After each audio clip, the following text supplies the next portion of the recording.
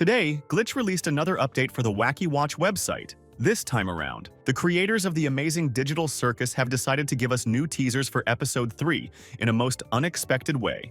Many fans have been looking hard to find the secrets on the Wacky Watch website. Now on the site, every fan can play a mini-game based on the plot of Episode 3. At the end of the game, we get a secret teaser that shows us what might happen to Pomni in the new adventure. By the way, somewhere in the video I've hidden a photo of Kinger, and anyone who finds it will get another secret about teasers in the comments. I propose to break down all the secrets and details of the interactive adventure in order, so that we can get all the details about the third episode clear.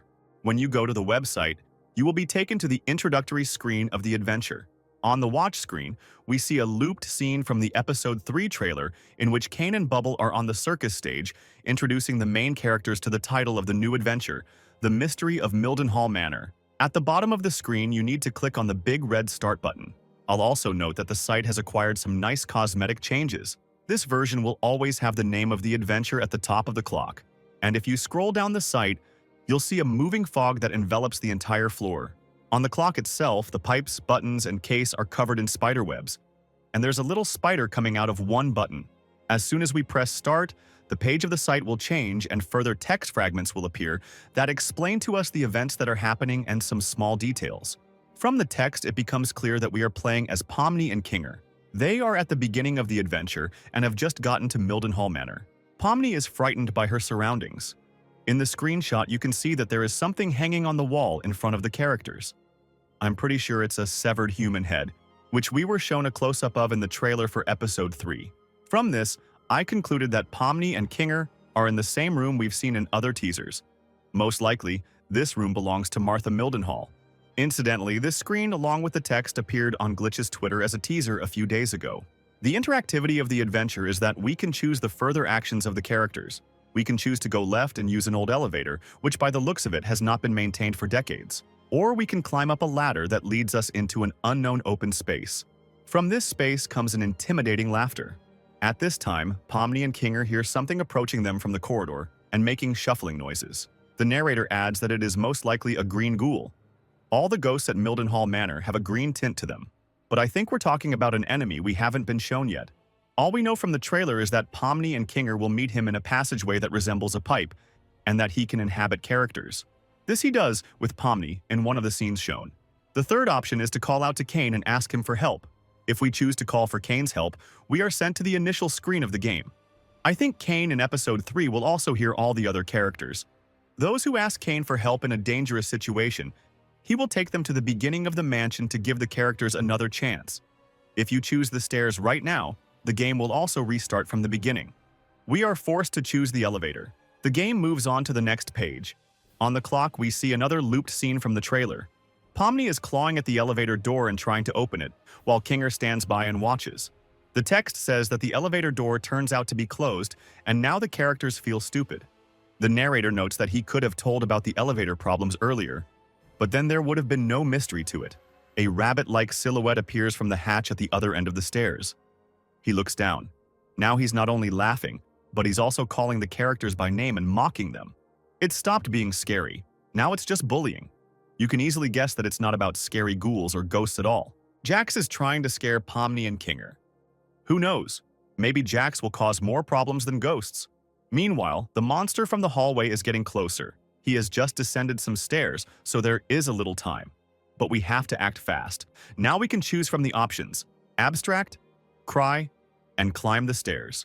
Of course, abstracting is of interest to all Digital Circus fans from the pilot. The button with Kaufmo is truly enticing to press. What happens if a character abstracts right during the adventure? Will Kane come to the rescue right away? Unfortunately, the minigame doesn't answer these questions. If we try to abstract, we will be sent back to the very beginning of the adventure. The second button with a crying Pomni offers us the option to cry. This too will result in an instant send back to the very beginning of the game. This time, we need to quickly climb the stairs. On the next page, the story continues. Kinger pulls out a shotgun and gives it to Pomni for protection. The narrator has trouble answering where Kinger got the shotgun from. Perhaps Kinger always carries it with him, but the narrator says he prefers not to think about that. Pomni and Kinger quickly climb the stairs to the top floor. The room looks about the same as the previous one. There are lots of cobwebs everywhere, dust, Only here there is one odd detail. There's a demon named Freddy dancing in the corner. The most likely possibility is that this is a simple joke, but it could be about the little ghost from the trailer who just happens to appear in a similar room. I even thought about the fact that episode 3 could be a Freddy Krueger or FNAF reference. It fits the creepy Halloween theme. Next, the purple ghoul shows up in front of Pomni, screaming and scaring her. But we've all figured out by now that this is the mischief of the familiar Jax. The narrator tries to convince no one to take offense. He says that Jax is always joking around like this and showing off his tricks. He has a thing. But at the end, the narrator adds, "Wait, why do you need a shotgun?" It looks like Kinger didn't recognize Jax and is getting ready to shoot him with a shotgun. In the screenshot, we see Jax with sharp teeth and crazy eyes. He screams and scares Pomni. Pomni gets scared and covers herself with her arms from him. Ragatha is standing nearby. She is not happy with Jax's actions. Pomni has 3 new choices. We can sacrifice ourselves. This has carried us in the beginning of the game. Pomni can consult with Ragatha about what she should do. Unfortunately, there's no dialogue with Ragatha. This option also casts us in the very beginning. It remains to support the king and choose the shotgun. The narrator will tell us the following. Even though Jax does overly bad things sometimes, our actions are too extreme. That's why Kane calls us in for a therapy session. Kane wants to literally dig his fingers into our brains to see what's going on inside our sick minds. The narrator states that it will hurt a little, but we'll stay fine. Before that, Kane asks what we think of the new adventure. His 2 choices for an answer are, we love it or we really love it. On the watch screen, we see a screenshot from the trailer showing Kane and Zubul sitting in the therapy room. Here are the options for what to do. We can talk to Kane and tell him that we really love the new adventure. This option will send us back to the beginning one last time. The alternative option is not available to us because the button is locked and we can't press it. This button offers to leave the room. Notably, the button is labeled Exit Door.